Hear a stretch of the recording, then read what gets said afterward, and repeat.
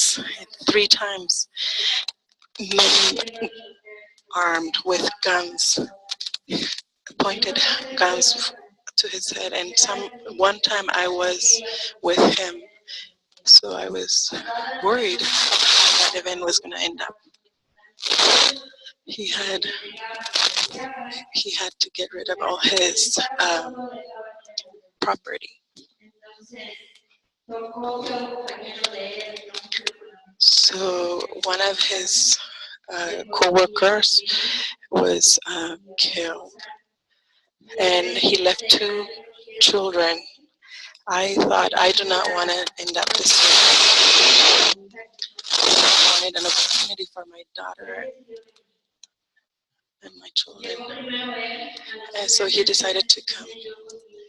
At 3 months, I came here with my older daughter that was only 5 years old. Come to something without knowing the culture, and it's very difficult. The majority of us was coming here to work. I started working a little bit after I arrived, and I was, no one wanted to work for the amount of money that I was working for. We had a workers' contract between workers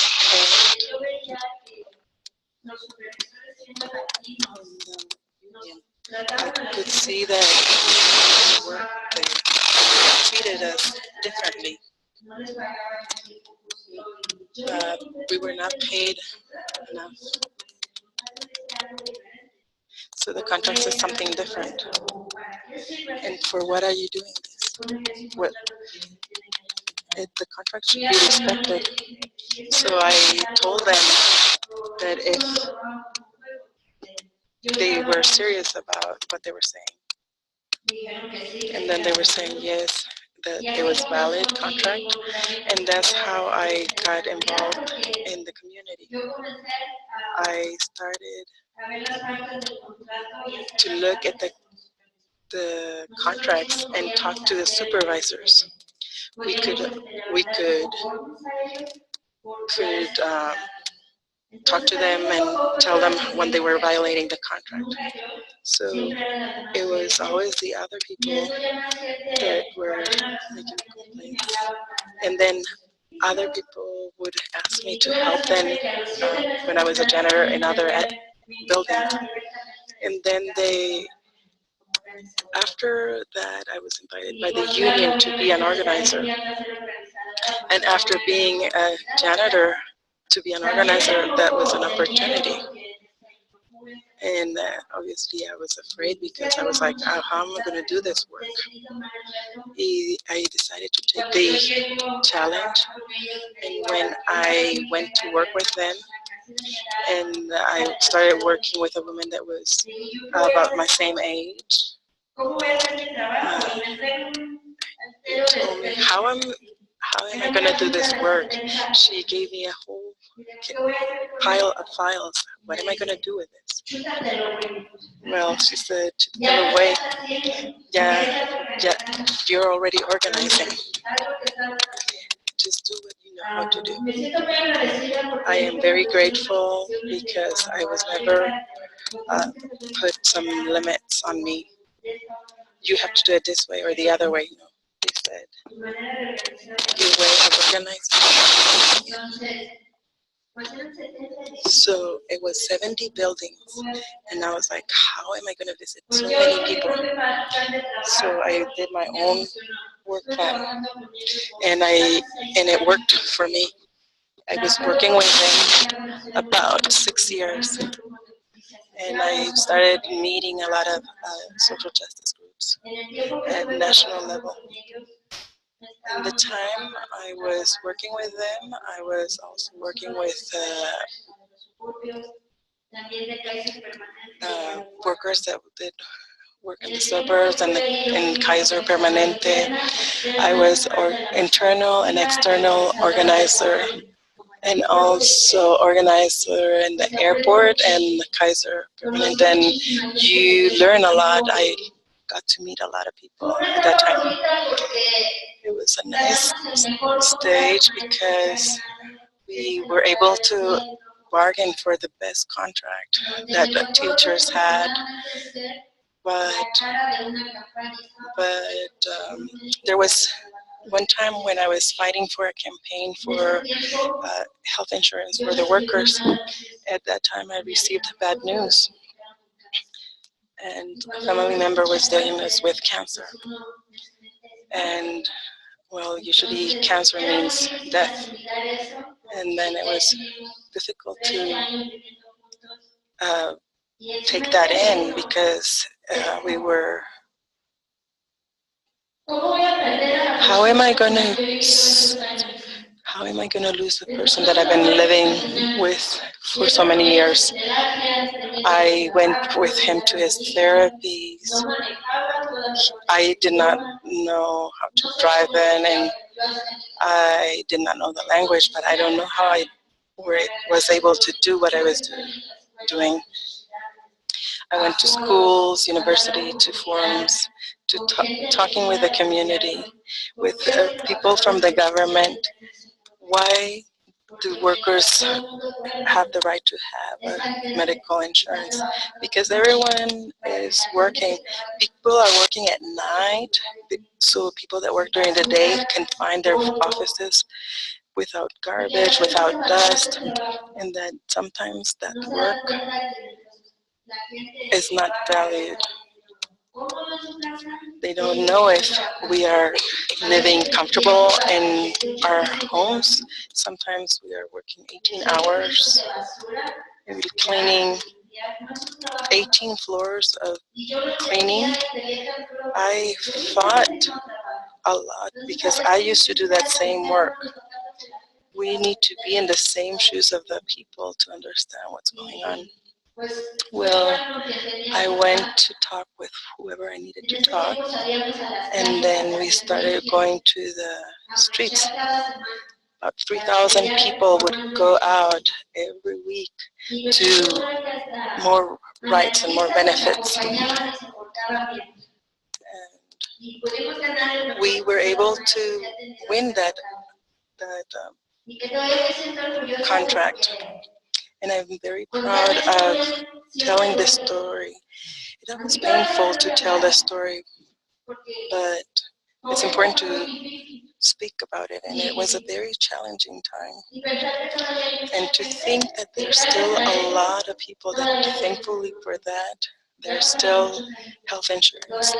This was a long time ago. We still have health insurance. The people that fought for that.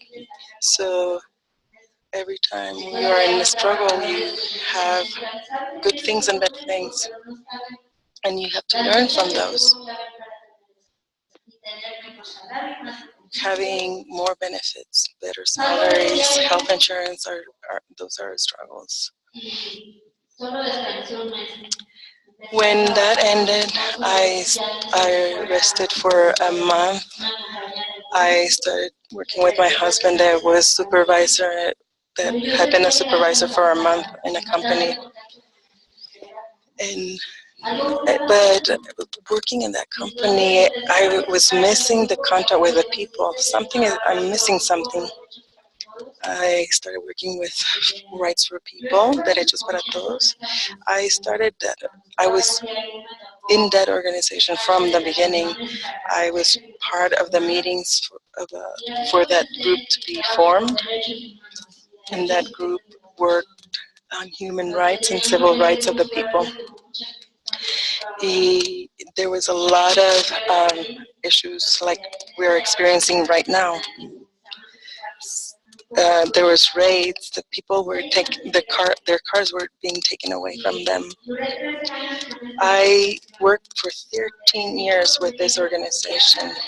We had community relations, national, local.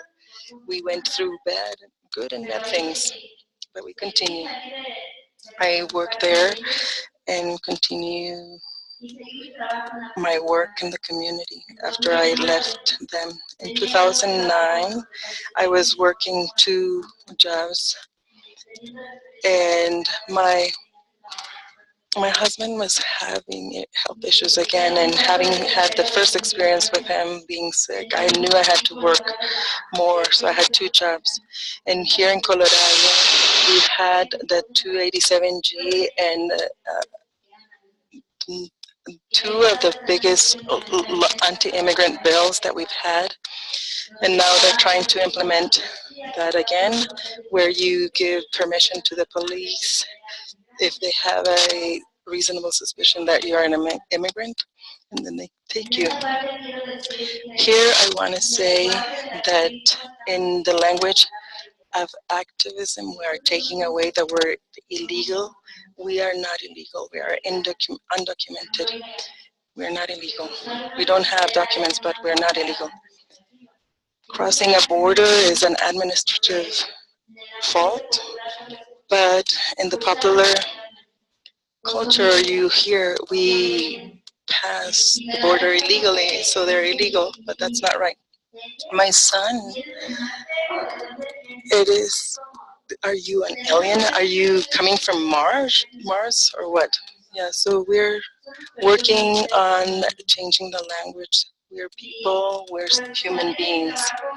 So I left my job, and then I I was driving at night. My stickers had been, the car stickers had expired. It was 380 bucks that I didn't have. Should I use that for the car or to feed my children? So we have never asked for public benefits. My children were U.S. citizens that could apply for benefits, but I never did. I like to work hard for me and my family.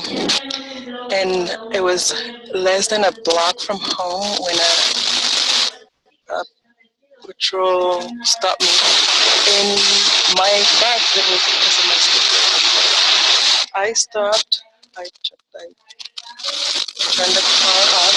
I put my hands on the steering wheel. I turned, rolled down the window, and to see your registration, your insurance, and your driver's license. And then they asked me, are you here legally or illegally?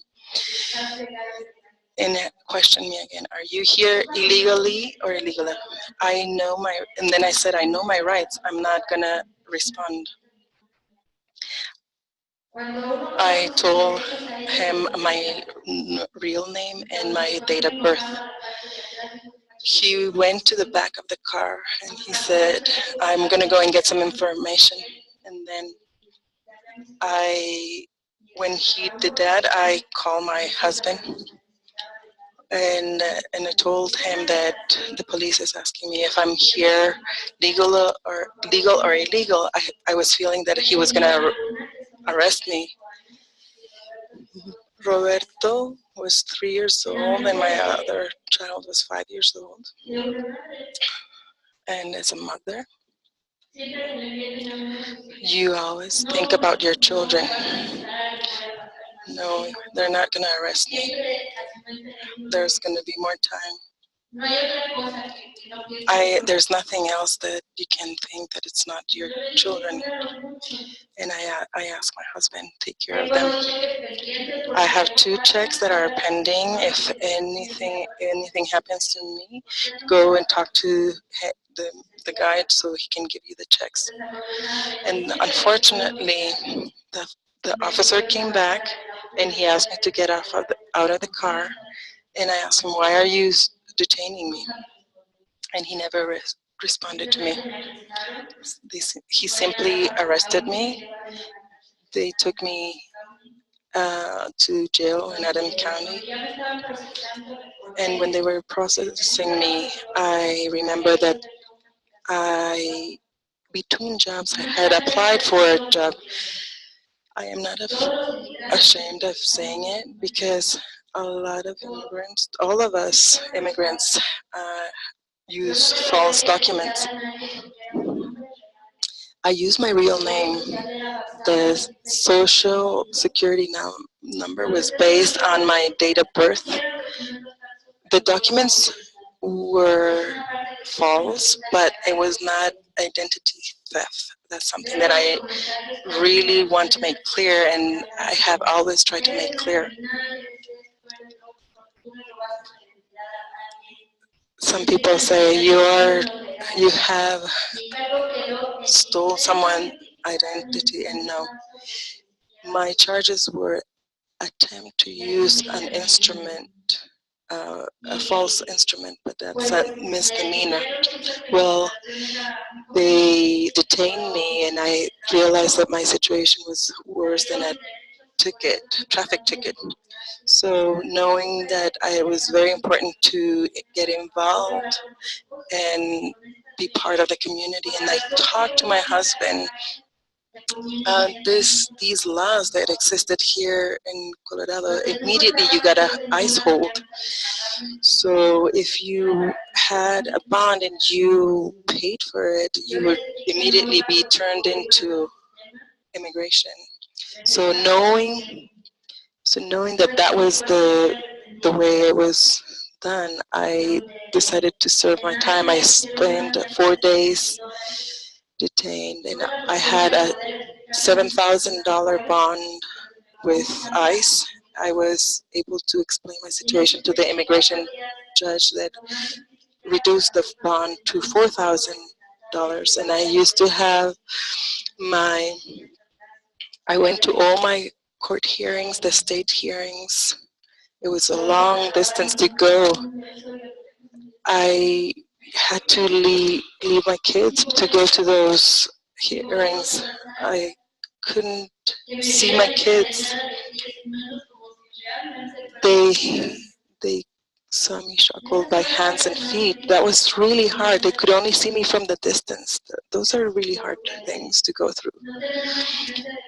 Not having a driver's license, I don't think is something that should take someone to so much suffering. That is inhumane. In the detention center, the food is terrible, the medical attention is horrible. It's a inhumane treatment. They tell us pigs, aliens, illegals. They tell us a lot of names. And those places are always really cold. They keep the air conditioning really cold, and it's a way of punishment. But there's always a hope, is to be outside and be again with our family. And then I started fighting my case. An officer wanted me to sign my deportation, but I knew that I had a hearing with a judge, so I started fighting my case. And there was my case went in front of a new judge, and the judge said that I had to leave the country voluntarily and that my children were not going to suffer. But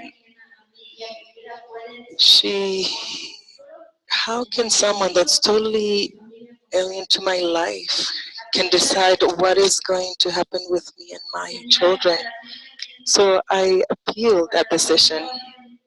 I had the appeal process was pending, and my mother got sick in Mexico, and I had 15 years that I had not seen my mother, and my mother had cancer, and she was dying. She had like 3 or 4 days left. By that time, Suri was already born. She was like 1 month old. She was an infant. It was a hard decision, but I needed to see my mother. My head was turning around, and I was like, I need to make a balance. Was it more important for me to fight for some documents or see my mother that I hadn't seen for 15 years, so a long time? So at the same time, thinking if I leave, I have to leave my kids here, but they're so small. But my heart told me I had to go and see my mother. And I think that was the right decision, because if I had not done that, I would have felt that I had abandoned her, and that would be on me my whole life. My husband said, "Don't worry, I will take care of the kids." I felt that I was leaving half of my life here, because there was. I did ask my lawyer if there was any humanitarian relief that I could go and see my mother, but he said there was no relief. I spent several months separated from my family. It was a very, very, I suffer a lot of discrimination being in Mexico, even though it's my own country. I had left when I was 18. I was already more than 40 years old. And going back, I couldn't find a job. All the jobs are for people between 18 and 25 years old, or 35 years old, sorry. So I found a job in a factory, but I hardly made any money, 650 pesos, which is less than $50. And I was like, how am I going to survive and sustain my family with this amount of money? And I did not need to pay rent because I was at my mom's house, but still,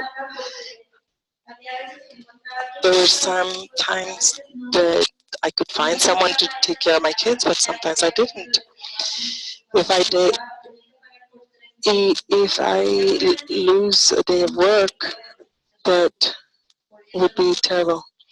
My husband was here taking care of my kids when I was over there in Mexico. So we never asked for public benefits. So it was hard for him too. We had to find people to take care of our 3 children or pay for it. But then I decided to come back. And then I decided to come back. And you never know when you hire a smuggler if you're gonna pass or not. And what they tell you is that, okay, if you want to cross over, you have to be a carrier, and that means to carry drugs. So there's no guarantee you're going to cross the border. I had to go walk for 7 days with its nights through the mountains. I had blisters all over my feet. My feet were completely full of sores and thorns from walking in the mountains. So everything I had was the hope, and I would think about my children, and that's what kept me going. The only thing I did was to look up to the sky and ask my mom, that was already over there, and the Virgin of Guadalupe, because I am a follower I'm her follower, to give me the strength to get back to my children. And then I started yelling at them, "You don't leave me behind. I can't stay here behind by myself." In my head, I thought, I need to see my family. And that worked, that I yelled at them and like they waited for me. And a few days later, I was stopped by the Border Patrol. And then it all started again. I was detained for more than 3 months in El Paso, Texas. And immigration did not know how to evaluate my case because they didn't have a case. I had a case in the appeals level. So I had many interviews with different officials, and they were like, "What are we going to do with you?" They are really not trained very well to manage my case. I would have stayed there days, maybe years, until I would receive the decision for my appeal. It was 3.5 months. 7 months I was in Mexico, 3 months in detention, 10 months without seeing my children. Although I was in Texas, it was a way of feeling that I was closer to them. And I was able to fight inside. I was always sending documents and letters to all the people that I thought could help me. I asked a friend of mine here to mobilize the community here to help me. I was 3 hours away of being deported. That was very hard for me to think about that, leaving my kids. But I never lost the hope of, I continue fighting to the very end. In the space where I was in detention, there was 80 women that all of them signed a petition asking for my release. All that work that people did here and over there worked. And then that helped changing my deportation officer, and then I got a new one. And then he had a good heart. He read my file and the letter where I explained everything, what the reasons I had to go back to Mexico. And he said, okay, I'm going to let you go back to your children. And he told me that with an agreement that I would be here for 8 months, fix all my kids' papers, and then go back with my children to Mexico. And he said, I asked him, what else can I do? Just continue doing what you're doing. Continue your struggle, mobilizing people, communicating what's going on. I came back here. It was one of the most wonderful times after 10 months of being away. Kiss and hug my kids. And let them know how much I missed them those 10 months. The first month I was here, I was going to have a check-in. And I went with my children and my friend. And the officer said, if it's my personal decision if I deport you or not. It was not the law. It was his decision. And he arrested me in front of my children. He didn't care that my children were there crying. And then that's when I took the decision of continue my struggle even in a hard, even more stronger struggle. I'm going to go to the end of this. So I left there. They released me again. Again, I had to work inside and outside. And the community of pro-immigrant community learned that they can go and make rallies or protests in front of the ICE office. I showed them, I designed them, I direct them. How do you need to fight? How do you have to come back? And then I started looking at options to see the ways that I could stay here. And then I decided there should be sanctuary in Denver. And there were sanctuary in other places, but not in Denver. And I thought I liked that idea. It's not only going to the church and asking them to live in the church. No, there's more than that. You have to talk to the whole congregation, ask to all their board members, all the different boards, and there's some financial contributions, the risks that involved to everyone, myself and the church. So it was 9 months that I had to go to 9 months that I went and visit all different churches. I would wake up my kids early and go with them. Fortunately, after 9 months, almost at the end of my stays, they approved Sanctuary. First Unitarian was the first church to open the doors for Sanctuary. So I thought, oh, that was a relief for me. Now I can, I can use that as an alternative. A month later, there was a person in risk of being deported, and that was the first person that used Sanctuary, and this was Arturo Hernandez. He was never been involved in the community. He had never been an activist. He just looked for Sanctuary. For me, it was a great satisfaction that what I had built was creating some results, and someone was using that right.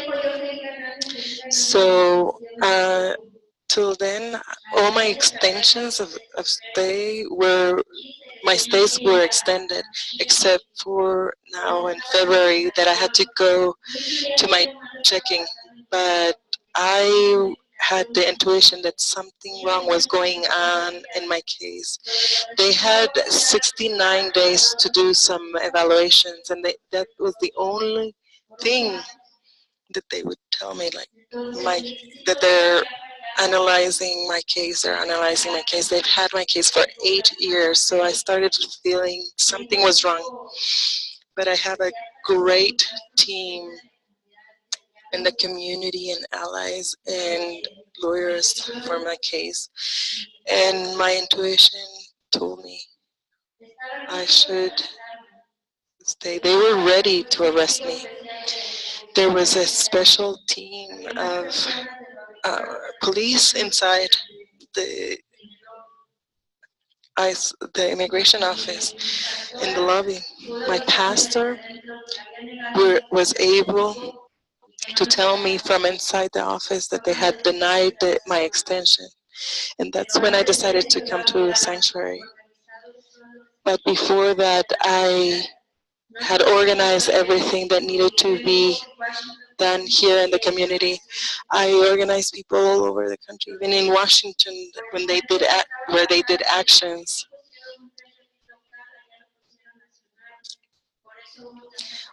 There was a lot of attention because there was a national action. But all this has been hard. I have been several months here. It's not been easy. Because my children are not with me. They live with their father. They have to do all their duties of going to school. I feel that everything that we've been through, I have done the right thing. They are having counseling to understand everything that they're going through. They have also been recently to DC, where they were doing an action. They also have been here in Sanctuary. They knew that one day I was going to come to Sanctuary, so we cried a lot the day that I came into Sanctuary. I saw them cry, and it was difficult. It is hard to feel that you're going to be again far away from your children. But they tell me, Mom, you're in a safe place. We are here with you, and everything is going to be okay. We're going to be your voice outside. Listening, hearing your kids saying that to you is really hard because they don't have to make that decision of what I used to do. They now have to do it, but they tell me that you have taught us to fight. Now we're going to do it for you. As a mother, that breaks your heart. And now they go to the marches, the rallies, the demonstrations. They talk, and I don't know how long I'm going to be here. Might be months. It could be 4 years. I've said it in interviews. What I know is that I'm not going to give up. I don't know how, because I continue looking for options. But what I do know is that this battle, the system is not going to win me. With the help of people that really believe in justice, because we can see that this new administration is attacking not only the immigrant and minorities, it's creating an environment of hatred and racism. I think everyone can see that. You can see a lot of white folks willing to fight for us, people of color and other minorities, and they're ready to join the fight. We are not going to do this by ourselves. We do it together. In the 20 years that I've been organizing, I've seen a lot of the same people, but we all are hoping to have a better world where there's no racism, discrimination, division, because at the end of the day, we are human beings. And it's true that a lot of people are becoming materialist and like what I can do for myself and that my family is okay without caring for what's going on with the rest. I think that we need to go back to what is humanity. We need others. And I think all the support that all the community has been giving me, but it's a give and take. Even here, inside here, I continue doing my work. I continue doing my activism. I continue organizing people from here, inside of here. Being in here doesn't stop me from taking action, signing a petition, making a call. You are doing something for change. I think that everyone wants a better society. The people, us that have children, we want a better society for our children. Some people might not take this seriously because they don't think about the sacrifice that parents do for their children to have education and a roof above their heads. Some people don't think about that, but I do tell them. Some people give us labels of that we do a lot of things, but sometimes I ask them, how many of you are from here, from Colorado? How many of you are from Colorado? And for all the rest of you come from other places, other states. Maybe here you have a better school, maybe the economy is better than other places. It's the same thing that we do. The one thing that divides us is a border, but that is exactly the same thing we do. And when they say that we're coming here to take away people's jobs, we're not doing that. I have paid my taxes for 20 years, my personal and my business taxes. I have never asked for public benefits. I only want my family to have a good life, that they always have a roof over their heads and food on their table, and a future. I think everyone that is a parent has that dream. And who is not a parent, you also have a dream of a better future. So it's like going into a reflection of what we're doing.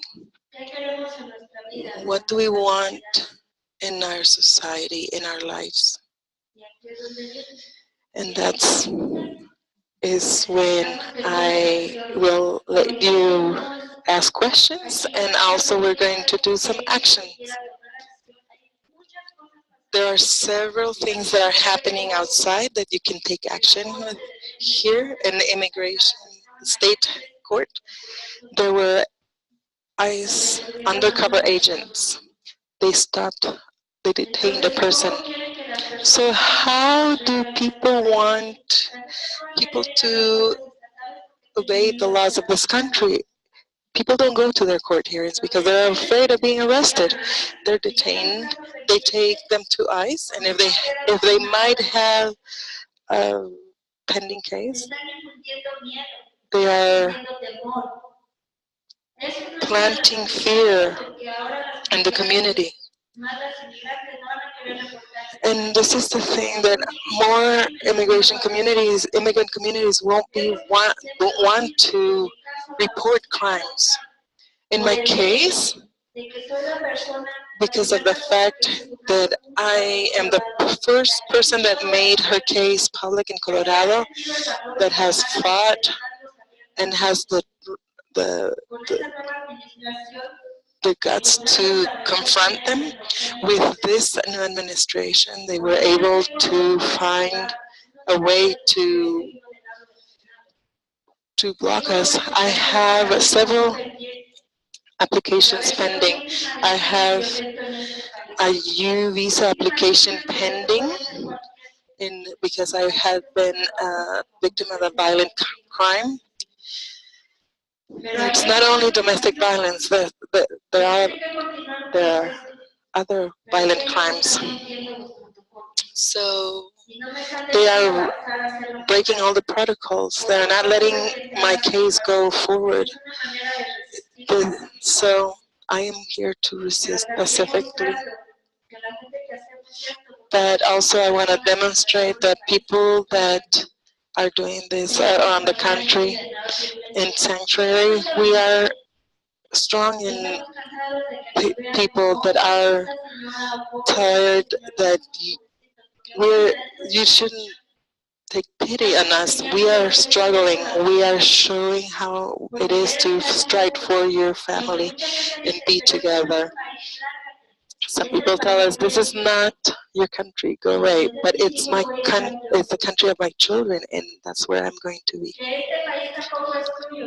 This country is not yours, yes, but this territory was used to be from my country. Sometimes not knowing your roots, some people speak without knowing the facts. So I think it's more important to see the humanity and the type of people that we are.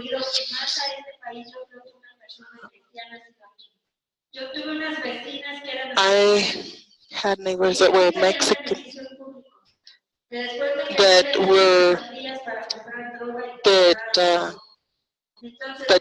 did receive public benefits, and they wanted to sell me the food stamps, and then they wanted to buy drugs or alcohol. But you know what? There is a reason for those people to be in that situation. Everyone decides their future in their lives. And when they talk that we use public benefits, I have not done that. I paid my taxes, and my taxes that I have paid benefit those people that are asking for benefits. In my case, my taxes are not going to come over to me.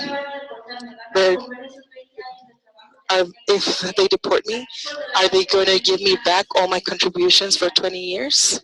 No, I'm not going to get that. If people retire here, they get their retirement pension. That's not going to happen to me. The same thing that happened to my grandfather that was part of the Braceros program. So we need to be conscious of how this country is working, that we're not fighting just because. We are fighting because, I mean, in my country, they're corrupt and do things shamelessly. They kill, rape, and you can file complaints, but nothing happens. But here, you fight, you struggle, but you know, Mr. Trump has not shown his taxes. I have.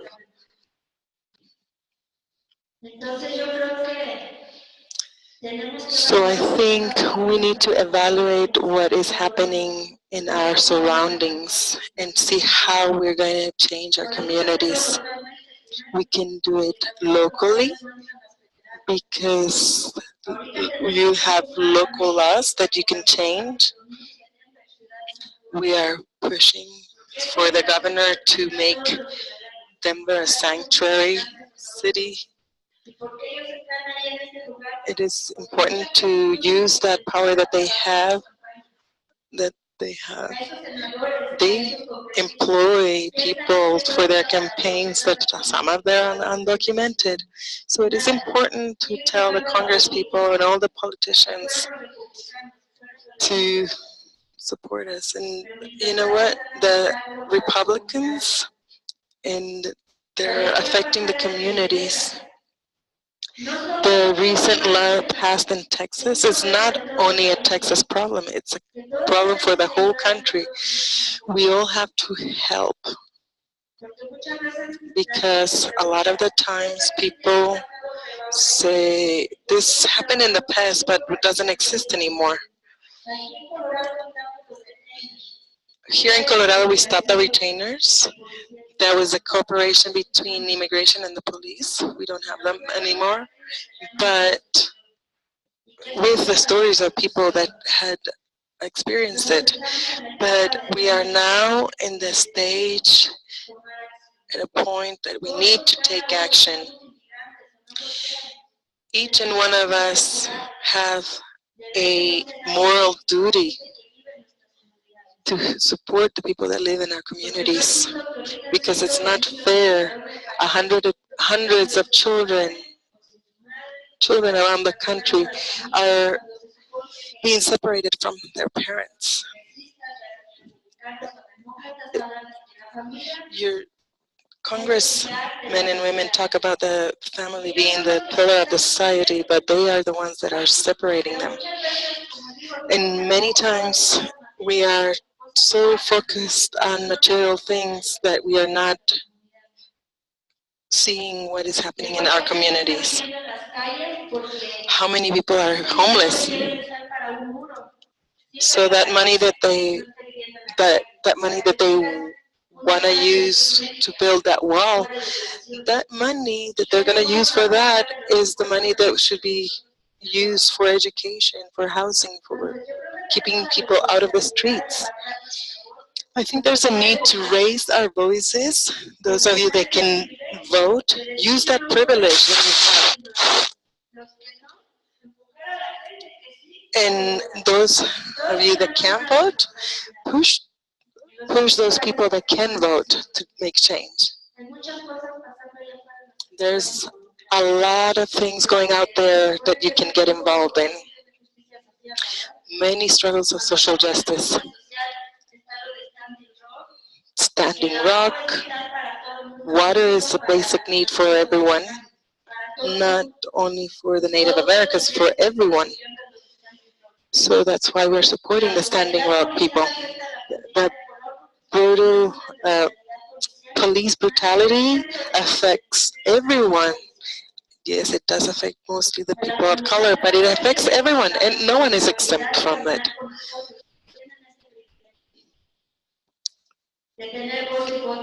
So the people that are citizens here, you should use your voice and your voting power to help the immigrant community. We are a country made of migrants from all around the world. It's not only the responsibility of white people. Remember that Native Americans are the only ones that can say they're originally from here.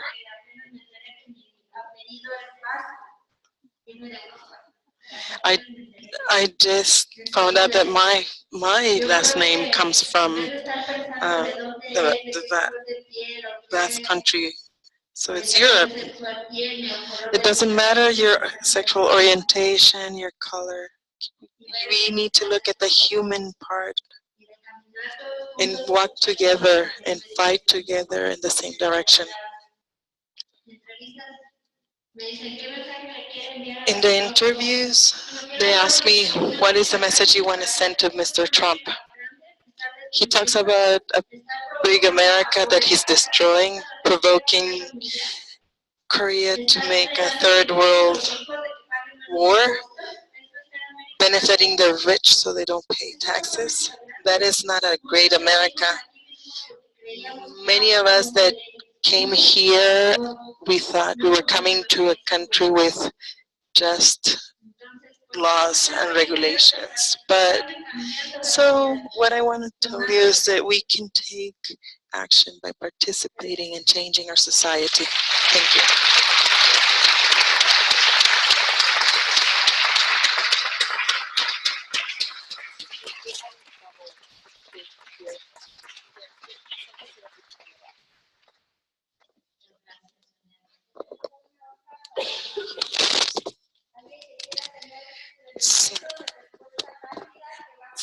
Someone that wants to have a rapid response training is going to be here on the 27th. You can come here. If you want to participate in the events, you can write your names here to participate in any of the actions that will be coming up. We're going to open it.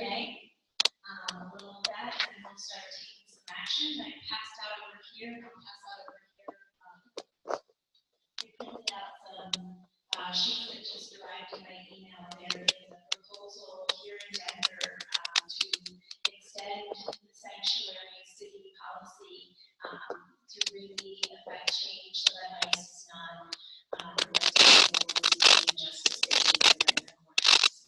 There's an information sheet and there's a little script you can call your representatives. If you're in the 3rd district, that's already laid out. If you know your district and who your representatives are, you can make those calls. We'll have some time at the end to do that. But before we go on, I just want to say thank you to our wonderful interpreter that's here, Rebecca Zuniga. Sorry if you have any. Community organization doing great work here in Denver, and is interested and wants to work supporting issues in Latin America, please go and speak to Rebecca at the end. I don't think I introduced myself, so I'll say hello. I think this will be who I am, but for those that don't know me, I know you were having trouble.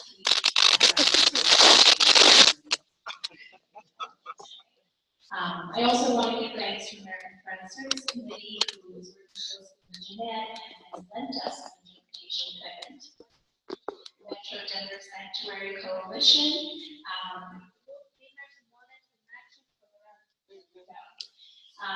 As well as the Colorado Language Co-op. We have equipment that was donated both from AFSC and from the Language Co-op. Thank them as well. So, okay, please speak up if you have any questions. Maybe we can use someone to come up or just speak loudly from wherever you are.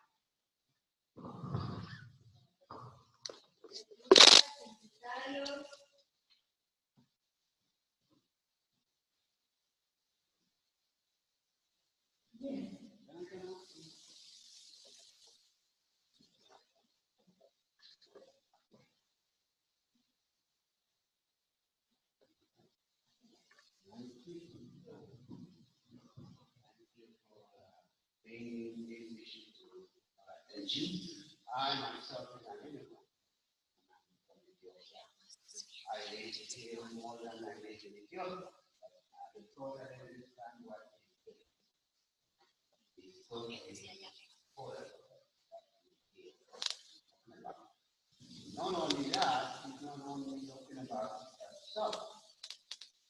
Remember that he's talking about the homeless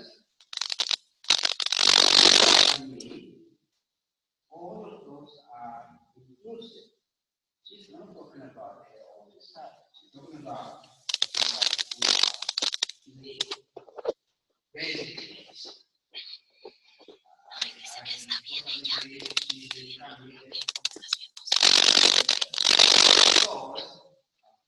She like her own country. She can get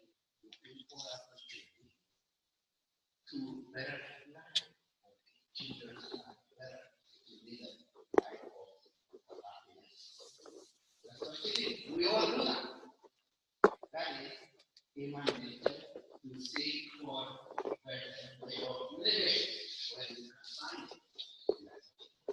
And all immigrants do that. We all Americans, including me, if we have opportunity to have a better life than here, we go somewhere, don't we? The same thing applies to any human being. The same thing applies. So the fact that we enjoy the course with the rest of the people who are being homeless, people who are in drug, all of us need that kind of thing. Help, human condition, understanding, solidarity, all those are human needs. It's not unique. So I think we need to look into that and consider Americans are not just the unique individuals that deserve their own way of living. We all deserve it. And that's what's going to happen. So he is not just saying, I'm going to propose more for my own living, for my own children. He's saying, we all deserve it. I came all the way from Ethiopia, far away from our neighborhood, because I came here looking for country. That's why I came here. And I didn't stay. I didn't go back. So, what we need to take from his experience, I hope the interpreter is not traumatized. It's not something that you hear from the person's mouth that she wants to and try to explain herself out of it. And it's a hard thing. And I think we all need to transform. Nobody comes, nobody hates their own country to be in different culture where they don't speak the language, they don't share the background, but they are only looking to make their life better for them and for children. Remember an American hero, Martin Luther King said, actually, earlier you said, you know what he said? He talked about justice. Injustice anywhere is a threat to justice everywhere. If we share senses and incidents of injustice meaning for the country, you have to be a building. Where you have no place to go, the same applies to peace. You have to apply the same thing. You have to, another way of saying, you have to put yourself in person's shoes. Meaning that if you're somebody homeless, try to feel like being homeless. How does it feel? That's where we see. So please go around, pass it on. Not live in a manner of politics. Or feel like you are being appreciated because you are supporting the cause that happens to be candidate. It's happening, so people join. That's what I'm trying to tell you. And I appreciate you doing that. I hope things change for you. And I hope all of you get involved and try to change this law. Another thing is American law. Remember, American law, in our American law, the law protects persons. American Constitution protects persons, not an individual or a citizen. It's really important to know that. You are not protected because you are a citizen, because you are protected because you are a person. That's the law that makes sense anyway. And please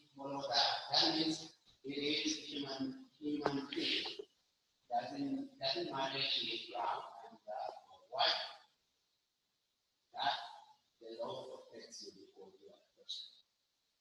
And I appreciate that.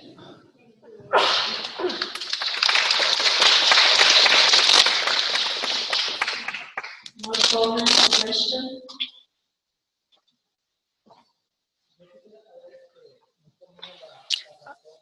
I would like to know what are the reasons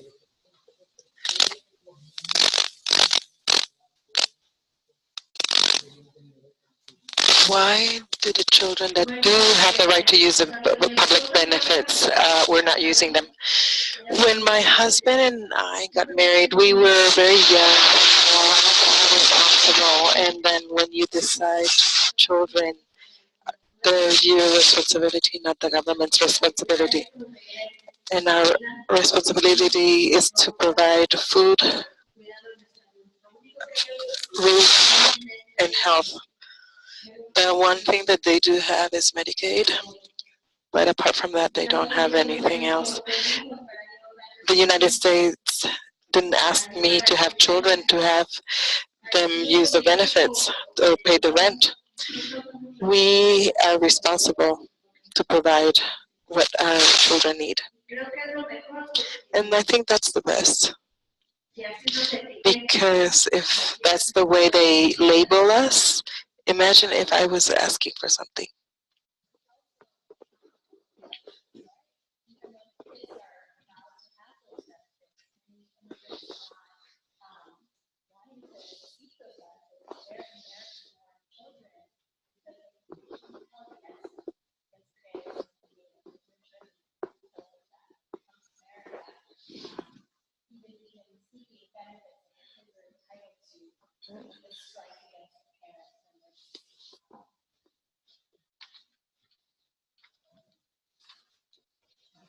I have a question about your experience when you were detained at the border. Can you talk a little bit more about what that experience was like and how they discovered you and what more about that? As I said before, we walked for 7 days with their nights, going through many things. We were stopped. We were resting, and the border patrol arrested us. We, in the group, had an agreement, a collective agreement. We were 6 of us. Everything that everything I had on me was from here, from the U.S. I didn't have anything that showed that I had crossed to Mexico. So we had agreed that, having been an activist, I wanted to walk with the group to learn about the experience of what it is to cross the border. So when we were already detained and they learned what I was an organizer, they put me on solitary confinement. It is hard to be in a small room alone by yourself all the time. They would go through every single thing that I had, like 20 times, went through all my stuff. I told them that I had the right to make a phone call, and then they talked to my lawyer. And my lawyer told them that they had to release me if they couldn't find anything against me. And what they did was that, so the group was like the mother, the father, and some teenagers. They all got separated and interrogated. The mother was interrogated and was told that if she did not say what was going on, her son was not going to be released. She was, in her thoughts, she was going to be released with her son. And the fact that they told her that that was not going to happen made her scared. So for my case, they were talking about re-entry, but that didn't really apply for me because re-entry is when you have been deported already and then you come back. But I went back voluntarily. I wasn't deported. So when I was already detained for about a week and a half going through that process, then I had to go to my immigration. All that time that I was detained, I was in solitary confinement. In detention, they put you, they give you a shot, TV shot, but they they gave me a shot, but I would ask them, why are you keeping me separated? They never said why, but I know it was because of my organizing background. They didn't know exactly how to evaluate my case because I had this pending appeal, and usually people that are detained at the border have an appeal pending. That's not normal. So the time that I spent time in detention, the food was terrible. Sometimes it was rotten, and I had to eat it. After 3.5 months, with all the work that the community did outside and the work that I did from inside, I was able to be released. So Border Patrol gave me a bond of $5,000, but and they have the right to do that, but they used to tell me, they insisted in telling me, why don't you have an NTA? Why are you not carrying an NTA? So I said, well, if I don't have an NTA, why am I here? I shouldn't be here. An NTA is a notice to appear before the judge. So I had requested to see the judge, but I was released under my own recognizances at the discretion of ICE. So they also use different processes. They didn't give me a hearing before a judge. They decided to release me. So when I got here,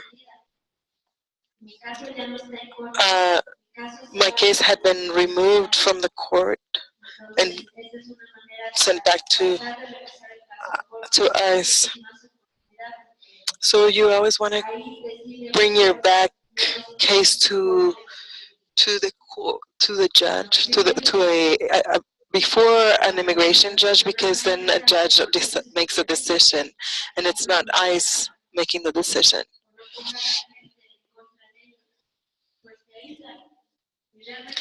So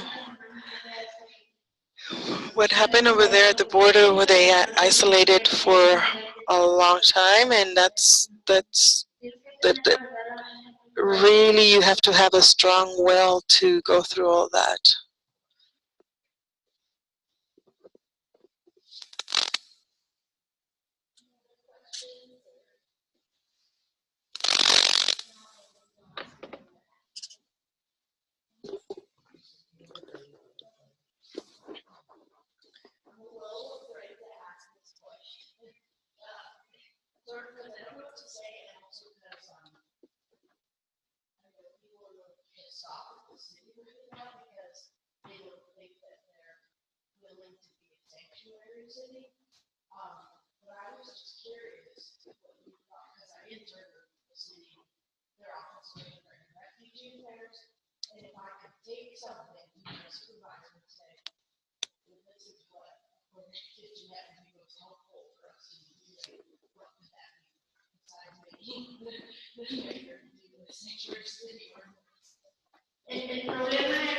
The problem is that it's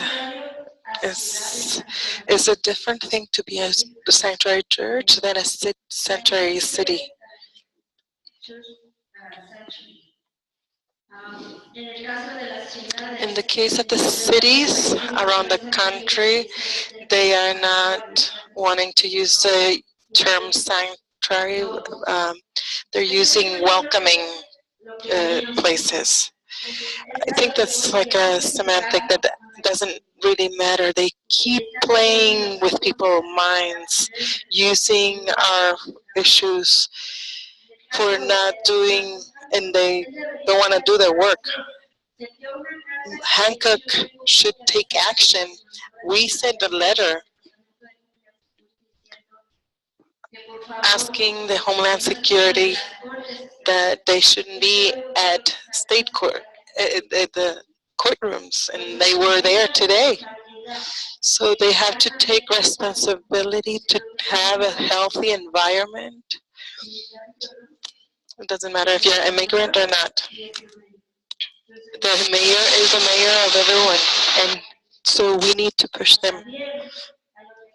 And the legislators that have been filing anti-immigrant bills, we need to demand that they stop doing that. So we need to do the work for everyone, not just like for one person to go up the ladder. We need to all work together. So, for example, the I Drive Colorado, like that license, we were fighting to get more offices that that would issue driver's license for the undocumented people, but they keep this law to.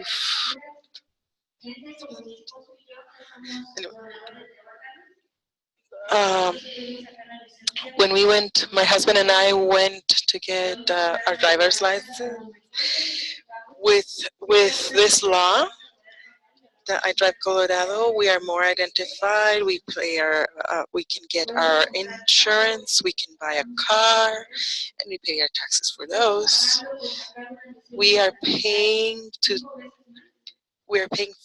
5 times more for a driver's license. So we are actually paying the cost of that program, and it's not the state. So right now they have $60,000 that are sequestered for that program. But what is going to happen with that money if the program doesn't continue? So there's a lot of questions that you should ask yourself. How does politics work? Right now, Hancock is only playing and saying, no, Denver that doesn't happen in Denver. The police is not cooperating with immigration, but the police officers didn't say anything. Like, they didn't say it to us that they couldn't be there. They actually opened the door to them. So in the court, we don't want ICE officers in court. Our work, it would be nice for Denver to be a welcoming for all city. And in terms of churches, right now the coalition, the Sanctuary Coalition, is composed of 9 churches. 2 are only support, 2 are places where people can stay. We're part of a national movement. For example, when I was moving from the other church to come here, and we always ask for legal advice for everything. If anyone is like, for example, like when I was being transferred here, the person that brought me here could be arrested and charged with conspiracy charges. So we were aware of that. So that's why I came by myself. by myself. There was obviously some people following me just to make sure I was fine. But why do we have to get to this state, hiding and doing things in secret? Now they're saying that I am a runaway. No, I am not hiding. I am not running away. My lawyer has given notice officially. This is my physical address. They know exactly where I am. I am not hiding. No, I'm not running away. I'm here. I am giving my face. I'm putting my face in front of you, and I am fighting. So right now, sensitive places are churches, schools, and hospitals. But we know that in California, ICE went to a hospital and detained a woman and took her out of the hospital. A woman that had a tumor in her brain. So part of doing these rapid response groups is to, they might have a legal way to get into the churches, but they have respected this from the 80s. Like this has existed from the 80s. They have respected the churches. Randy is one of the people that comes and stays here to be witness and stays here with me. There's other people that also do that. We have a whole team. We are documenting everything. If there's an abuse, if officers come and what they do, it is very important to keep everything documented.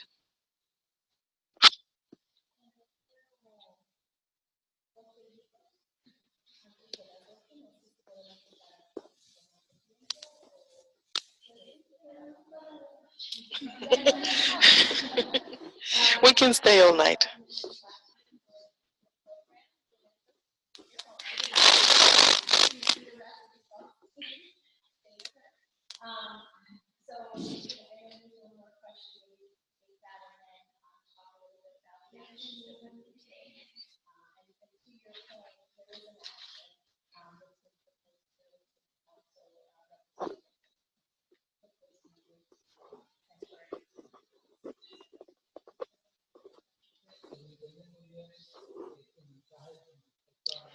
We can understand your message of what we can do as citizens. My specific question, the people that are here right now work with people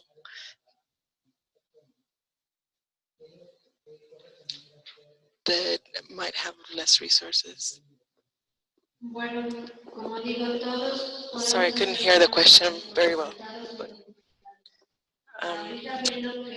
so looking at what's going on in the States, we have the responsibility to talk to our sheriffs because they are the ones that give orders to the police. If they should give the information to ICE or not, they have discretion. So we have the responsibility to talk to the sheriffs, with our Congress people, with the senator. You don't have to have a immigration status to do that. When we're talking about legislation that affects everyone, you have to look at that. How are those laws or bills going to affect us? So I went to the Capitol and gave testimony of what it was to have having a life without a driver's license and how my life changed having a driver's license. My driver's license even includes donation of my organ donation, so someone can benefit from that.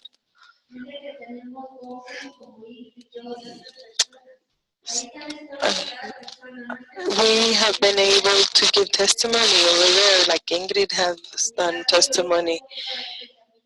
Right now, my legal fees are $30,000, but I'm working. I'm selling posters and T-shirts to fundraise. I cook cheesecakes. I give presentations to the universities. In the past, I used to do it for free, but now I charge for them because I need to cover my legal costs. Right now, I need to survive. And organizing from here. Some people, I want to promote some of their products. So I have been working a lot more here than outside. I haven't been able to go and knock on doors to tell people what's going on, but I do other things. So petitions, I work on putting together petitions. In DU, there has been a group of people asking to get DU to be a sanctuary university. They are organizing and I've been helping them. The schools should not be giving information of their students, of their immigration status. You shouldn't be afraid of going to school to study. You shouldn't be afraid of going to school because ICE is going to know your information.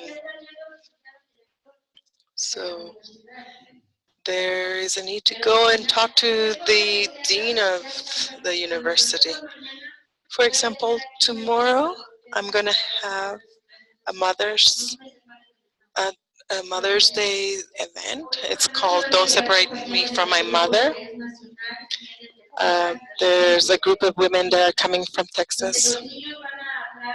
And some kids are going to be giving testimonies of their fears and their wishes. And we are going to show a video that my kids did.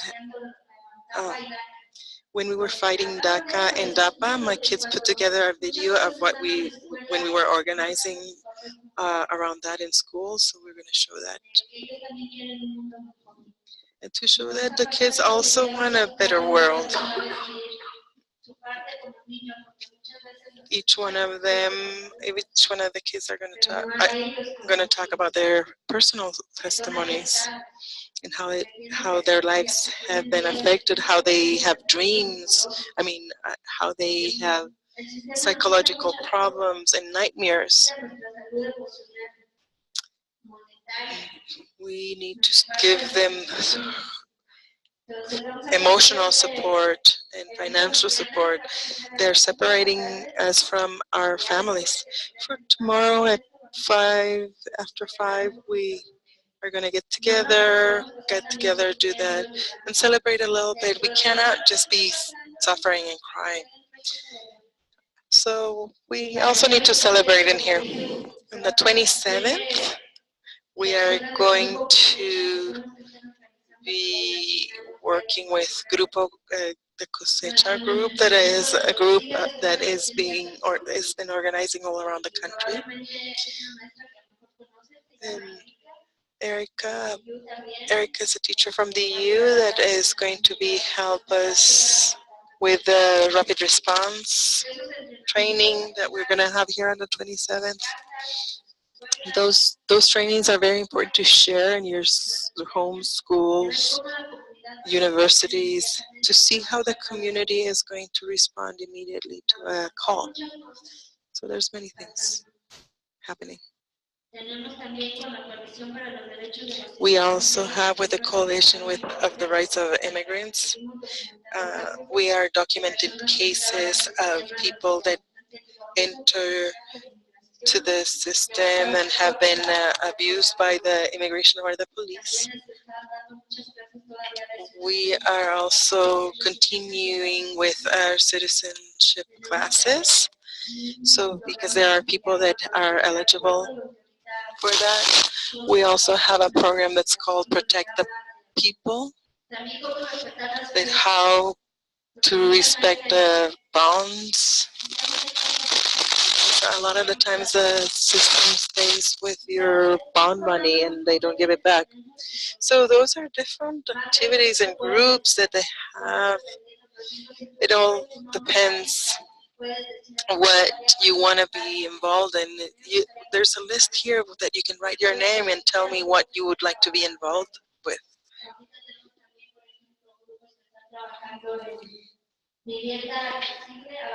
We also are working with a group that is working on accessible housing because all the prices have gone up the roof. So there's a group working on that as well. My group, what we do is give resources and involve people, so people are involved, recognizing that everyone has different abilities. We can't just stay sitting down. So if you are just signing a petition, you are doing a lot.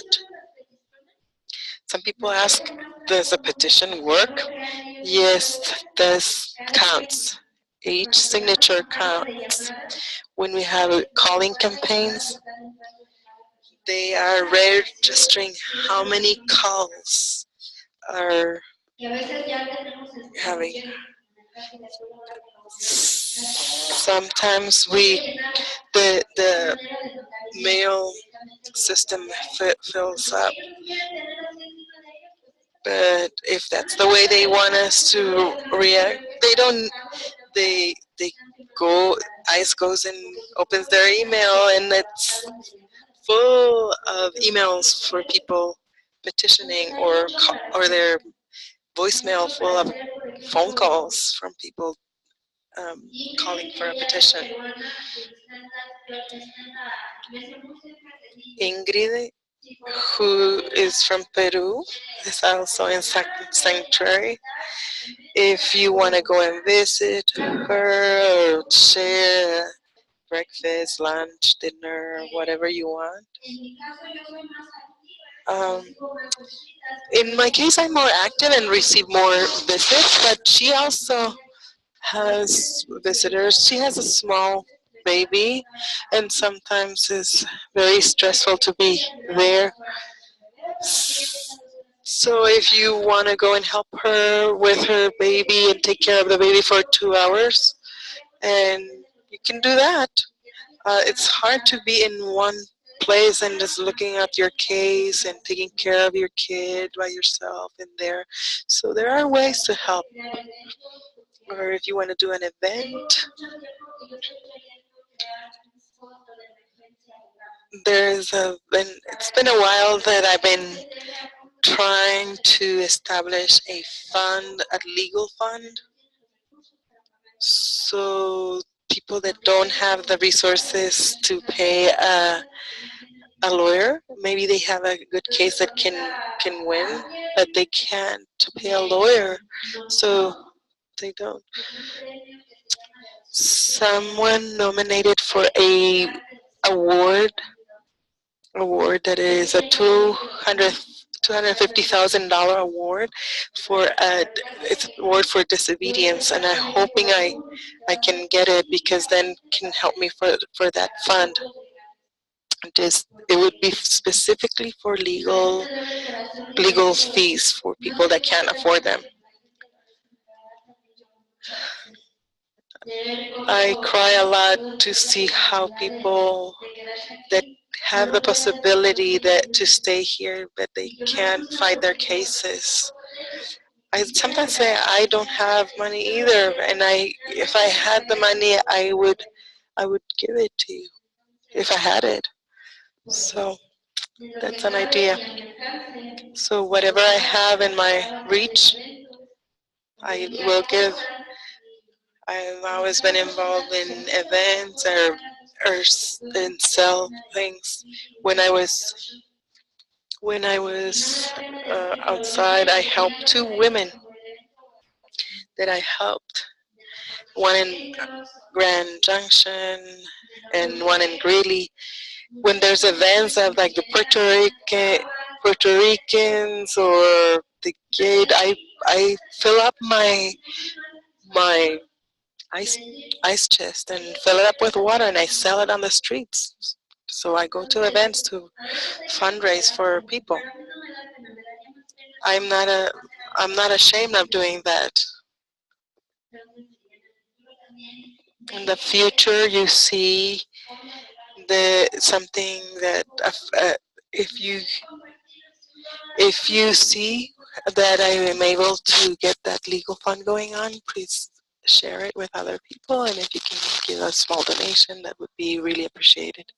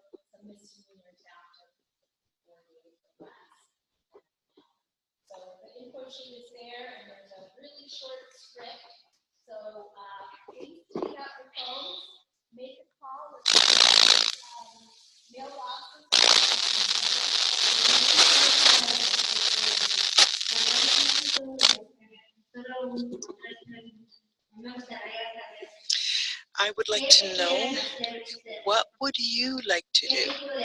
Which type of action?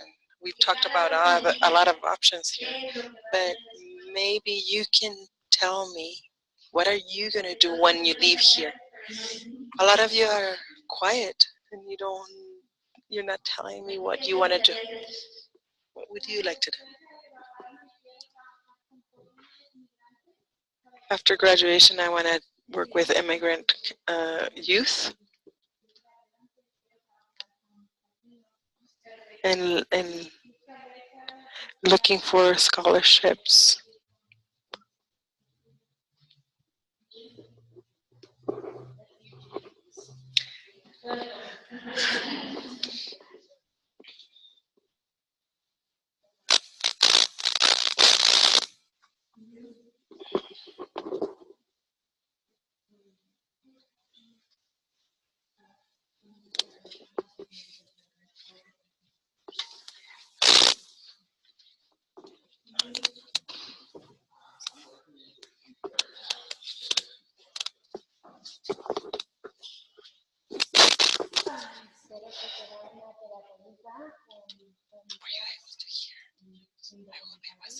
Because I'm using two different equipment.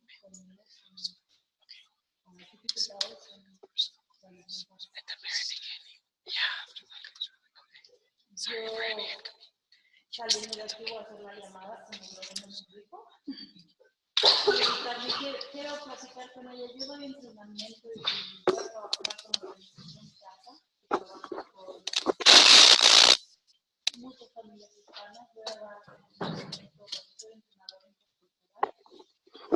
So I am an intercultural trainer in a center called Mi Casa. Que hay las casas que ayudan a los niños. And there's houses that help the kids to do intercultural training. También voy a hacer la llamada. I am going to do the call. También quiero asistir I also want to evento de Rapid Response. I also want to come to the rapid response training. Yo voy a llamar también y yo trabajo en una escuela. I work in a school that is working on discipline, but I want it in the education issue, you need to understand that there are many schools that are not helping kids. Middle school kids are not being supported. What to do with the children that one of their parents has been deported. In the school where my kids go, they have been able to give them some support. So in all the schools, they should have some support system for the kids whose parents have been deported. A lot of the schools here are multicultural. So that's very important to look at that in any of the systems that we are involved to do that change.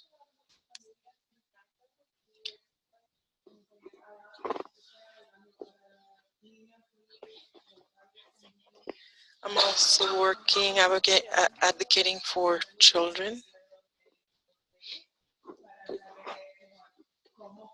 and knowing how the laws are working to see how I can help better. And identifying people that might be going through court proceedings and connecting them with the organization and resources.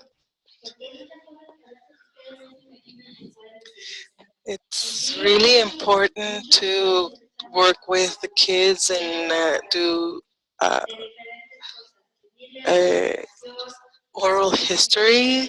There's a lot of advocacy being done using those resources. And also using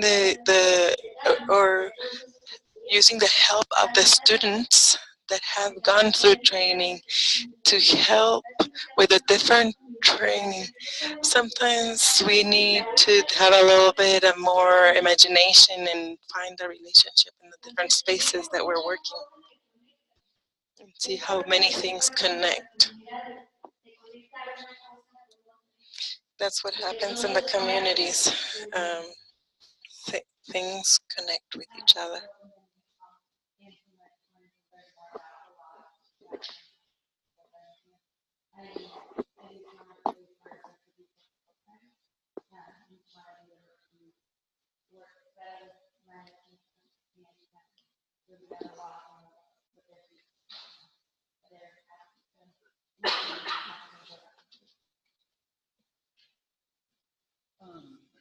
I currently work in a primary care facility as a therapist, and that's been a great opportunity to work with people who are undocumented. So I've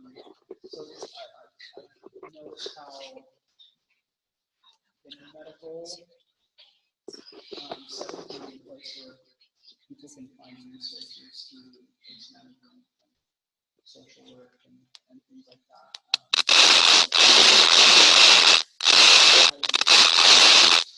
It would be nice if people who are undocumented understood that there are options for them for medical care, and for them to have not only that as a place where they can get medical care, but also understand resources that are available to them. So I've been able to help a number of individuals.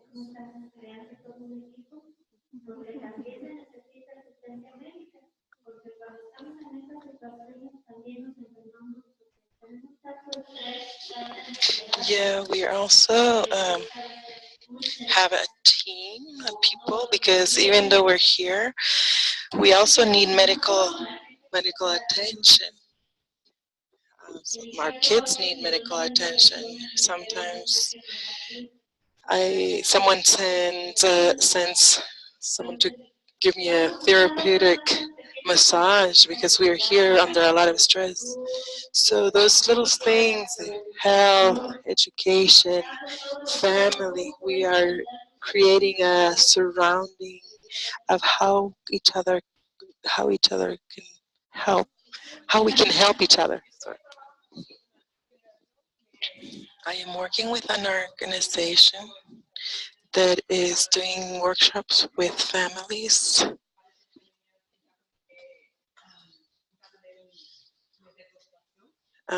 creating resources for the family in case of a deportation.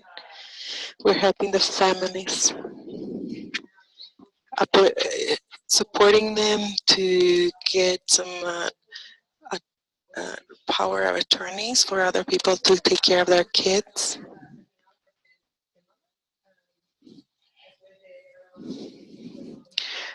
I am graduating next week, but I would like to continue doing these classes with the families.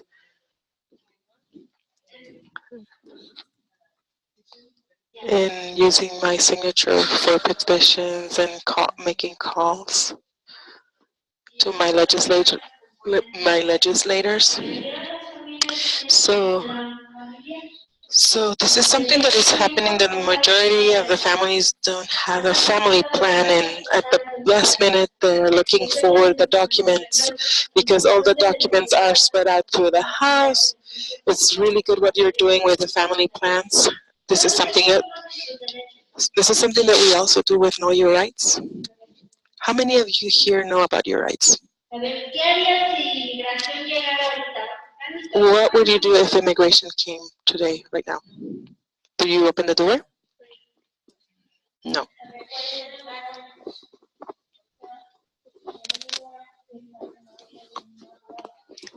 They have to have an order signed by a judge. If the person that is not, so if the person that they're looking for is not there, well, you know, they're using a tactic. It's like, oh, we are looking for this person, and then people open the door, and then as you open the door, they already have the right to ask for the legal status. It doesn't matter if the person that they are looking for is there. Do not open the door. Because at the moment you open the door, you're giving them permission to come in.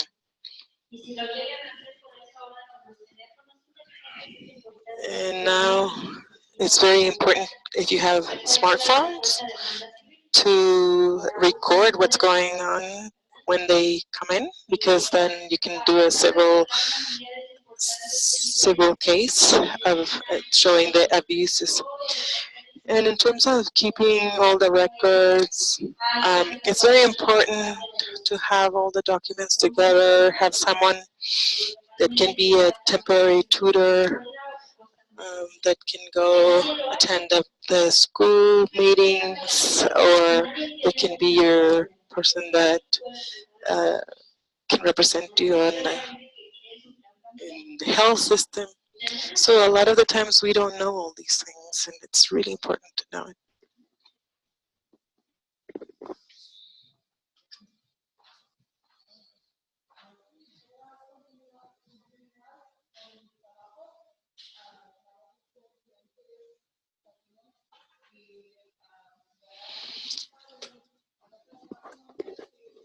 I work with Latinos, and I want to continue doing that work and supporting in that way. It's getting late, and I think you're going to get bored of each one of you saying what you want to do. But one thing I want to say, that in this type of situations, when sometimes like me,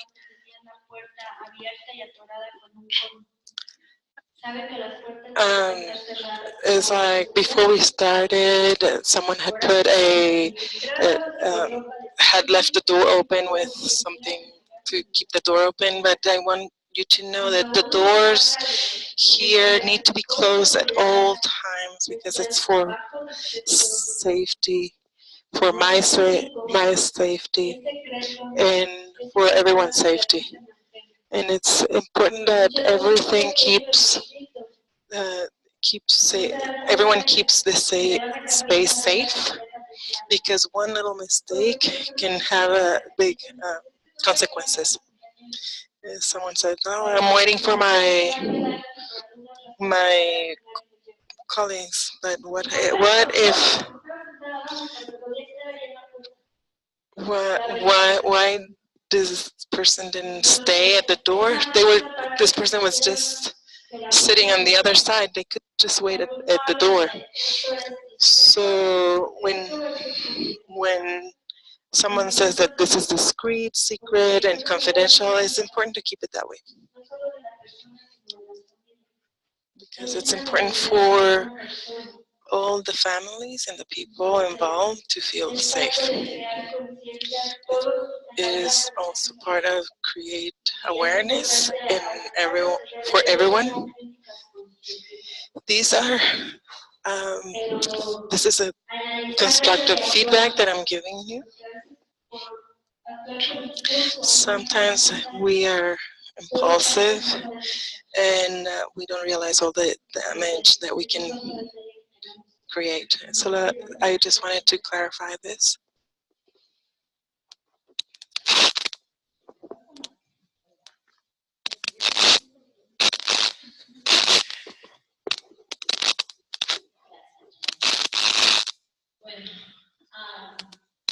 So I wanted to share a lesson that I learned in organizing.